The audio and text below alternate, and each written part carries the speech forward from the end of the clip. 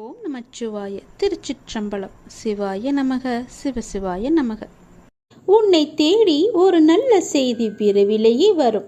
உன்னுடைய உள்ளமும் இல்லமும் மகிழ்ச்சி அடையும். இந்த அப்பாவின் வாக்கு தவறுவதே கிடையாது. ஐயனே, கண் திறந்து பாரப்பா. வாழ்வின் ஒவ்வொரு கணமும் உன்னையே நினைக்கின்றேன். என் கால்கள் உங்களுடன் நடக்க வந்தது. என் கண்கள் உன்னை காணவே கிடைத்தது.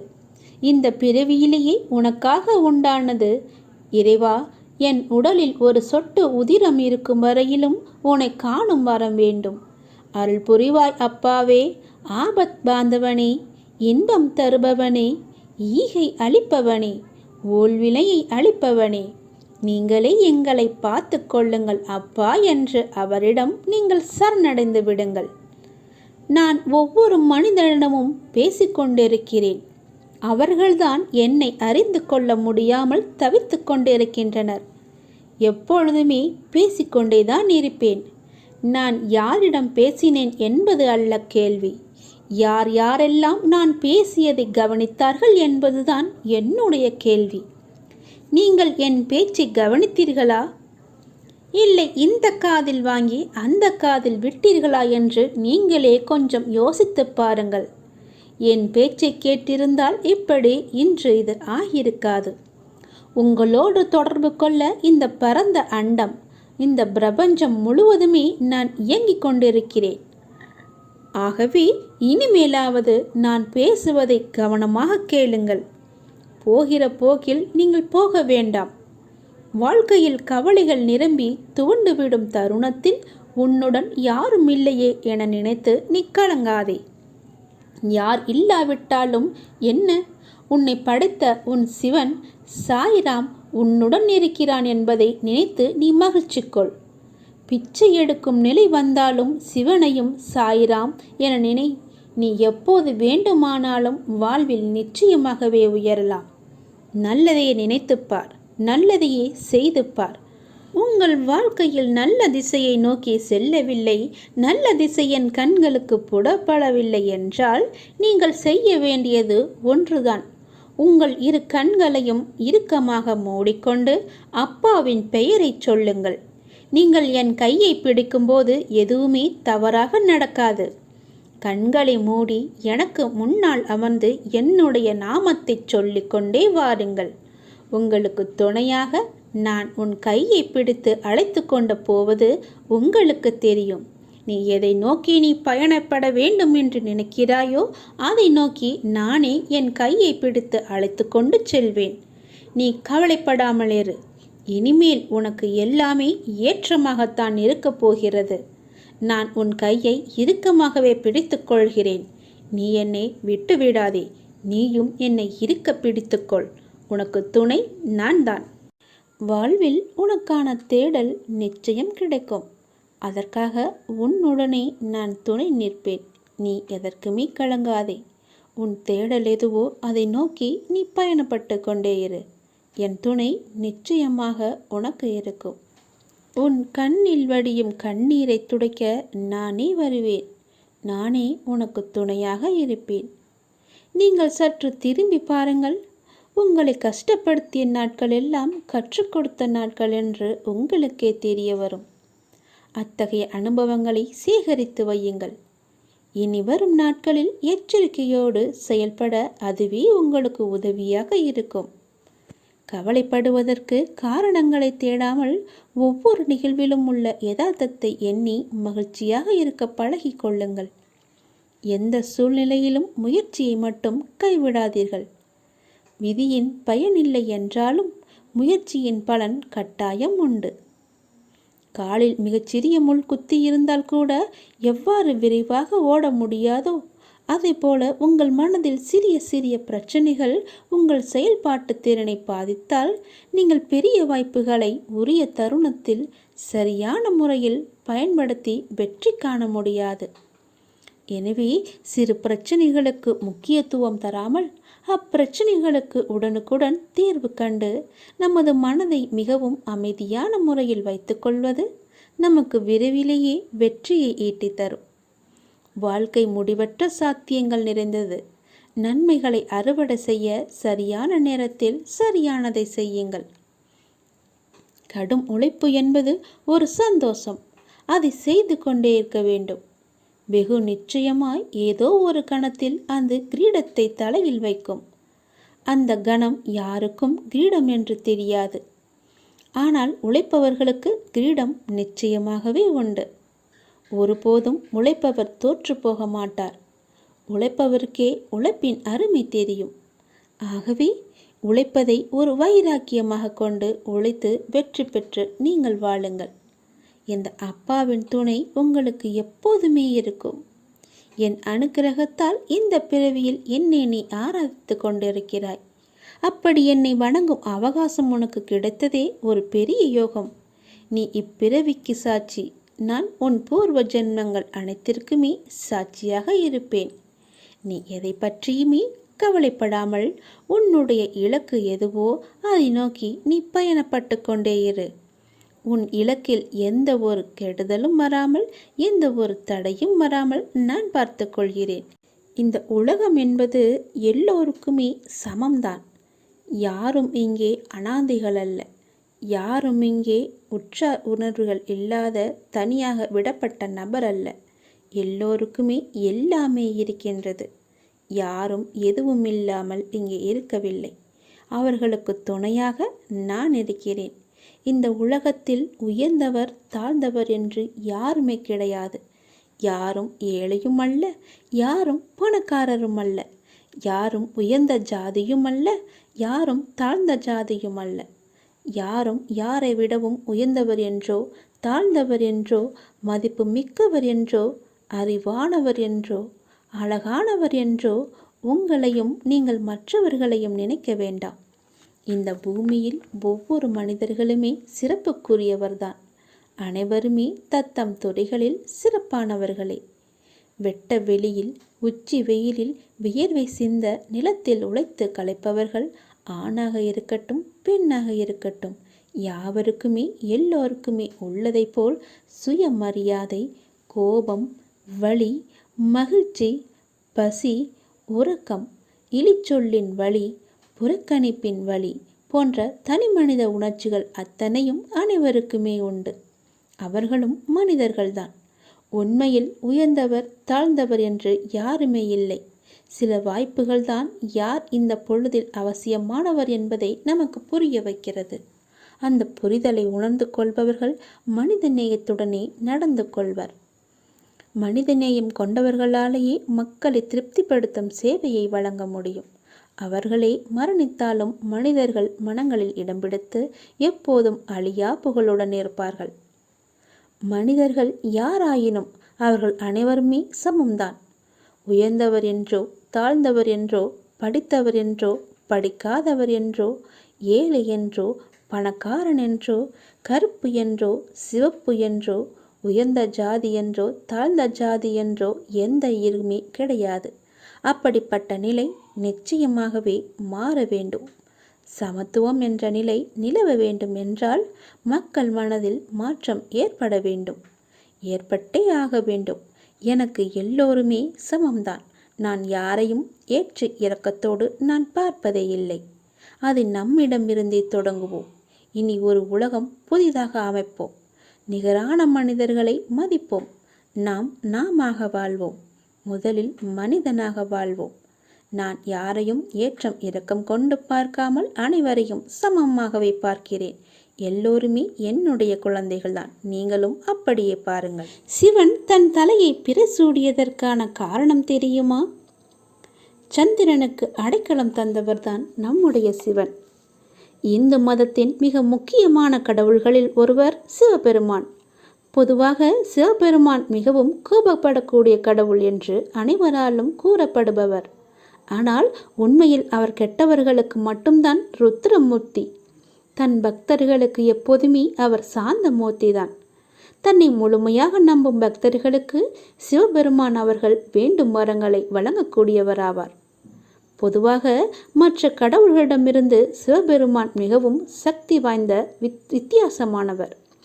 அதை நீங்கள் அவரின் உருவத்திலிருந்து அறிந்து கொள்ளலாம். மற்ற கடவுள்கள் ஆபரணங்களில் ஜொலிக்க, சிவபெருமானோ வெறும் தோல் ஆடையை உடுத்திக்கொண்டு கையில் திருச்சூலத்துடன் காட்சியளிக்கிறார். அவர் அணிந்துள்ள ஒவ்வொரு பொருளுக்கும் ஒரு அர்த்தமும் கதையும் உள்ளது. அந்த வகையில் அவர் தலையில் பிறை வடிவில் நிலா இருப்பதற்கு காரணம் இருக்கிறது.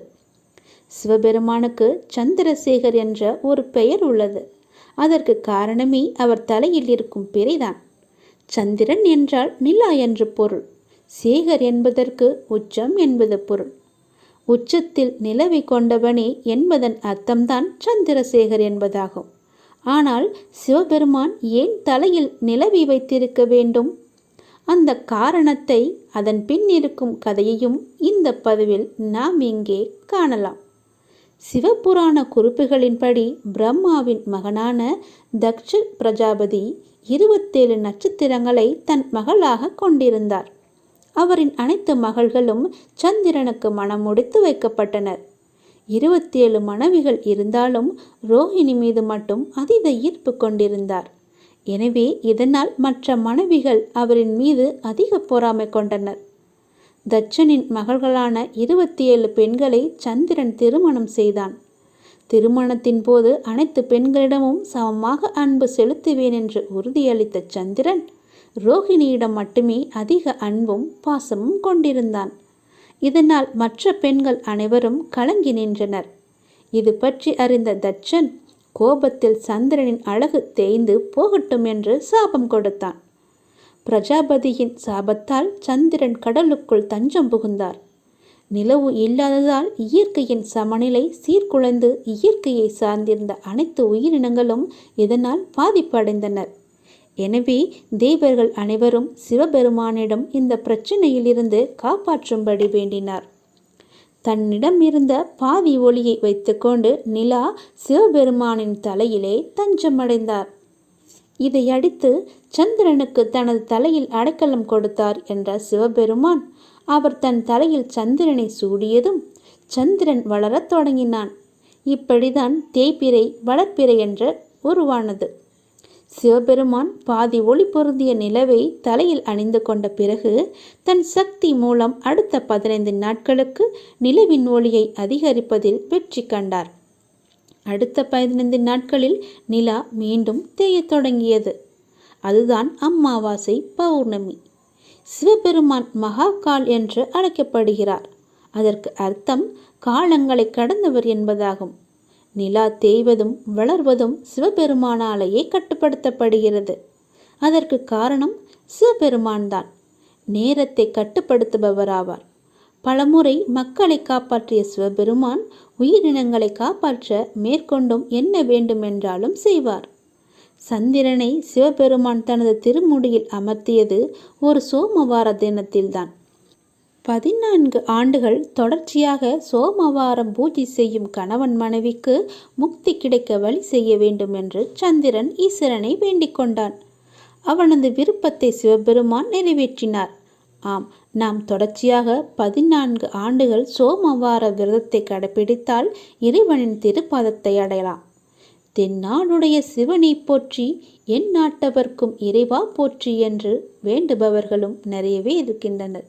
எல்லாவற்றிற்கும் இறைவன் ஒருவன்தான். முன்பொரு காலத்தில் குரு நாட்டுக்கு தலைவனாக ஒரு அரசன் இருந்தான். அவன் காட்டில் ஒரு வில்வ மரத்தடியில் அமர்ந்து தியானம் செய்து கொண்டிருந்த வசிஷ்ட முனிவரை பார்த்தான். அவரை வணங்கி வலம் வந்தான். வில்வ இலைகளால் அர்ச்சனை செய்தான். கை குவித்து அவரிடம் பேசினான். முனிராஜரே, இந்த காட்டில் எத்தனையோ முனிவர்களை இதற்கு முன் சந்தித்து உள்ளேன். ஆசியும் பெற்றுள்ளேன். ஆனால் இதுவரை காணாத ஒரு நிம்மதியை உங்களை கண்டதும் நான் அடைந்தேன். என் மனம் ராஜயோகம், இல்லற வாழ்க்கை போன்றவற்றில் சிக்கி கிடக்கிறது. எத்தனை முறை முயற்சி செய்தும் இறைவனின் மீது பூரணமாக என்னை ஒப்படைக்க முடியவில்லை. உங்களை பார்க்கையிலே நீங்கள் ஒப்பற்ற இறையாளர் என தெரிகிறது எனக்கு. இல்லற வாழ்வில் கட்டுண்டவர்களுக்கு பூரணமான இறை சிந்தனை அடைய ஏதாவது வழி இருக்கிறதா என்று கேட்டார். வசிஷ்டரோ புன்னகையுடன் அரசனை நோக்கி, அரசனே, இல்லற வாழ்வு நீங்க வேண்டுமென்றால் பசு பாவங்களை விலக்கி அருள்பவரும் காலகாலமாகும் மகாருத்ரமாகிய பசுபதியை நாள்தோறும் வழிபட வேண்டும். தினமும் நீ சிவரட்சனை செய்ய வேண்டும். இதனால் மட்டுமே பாசம் அழியும். வேறு ஒரு செயலும் அதனை அழிக்க இயலாது. அரச போகத்தை விட்டுவிட்டு இங்கு வந்து சிவபூஜை செய்ய நிச்சயம் முக்தி கிடைக்கும் என்றார். சிவனை அர்ச்சிப்பதன் மூலம் நீர்க்குமிழி போலவும் காணல் நீர் போலவும் காணந்தோறும் மாறிக்கொண்டிருக்கும் இல்லறமாகிய துக்க பொருள்களை சுகம் என்று எண்ணி மாயையில் சிக்கி கலங்க வேண்டாம். சிற்றின்பங்களில் மனதை அலைப்பாய விட வேண்டாம். அதை தோற்றுவிப்பனும் சிவனே. எனவே எதன் மீதும் பெரும் ஆசை வைக்காமல் சிவபூஜை ஒன்றையே செய்து வா. சிவன் பேரானந்தத்தை அளிப்பவனும் ஆனந்தமனாகிய பரமசிவனே அவனே ஆவார். அரசன் குழப்பம் நீங்கியவனாக முனிவரை பார்த்து சிவனின் இருவகை நடனம் பற்றி உங்களுக்கு தெரியுமா என்று பவ்யமாக கேட்க, வசிஷ்டரும் இவ்வாறு அந்த கதையை சொன்னார். இறைவன் இருவகையாக நடனமாடுகிறார். ஒன்று ஞான நடனம். இந்த ஞான நடனம் அருள் சக்தியானது உயிரை சிவத்தோடு இணைக்கும் போது உயிர் பேரானந்த நடனம் புரிகிறது. மற்றது ஊன நடனம். இது பிறப்பில் உழன்று நிற்கும் நிலை, இறைவனை சார்ந்து நிற்கும் முக்தி.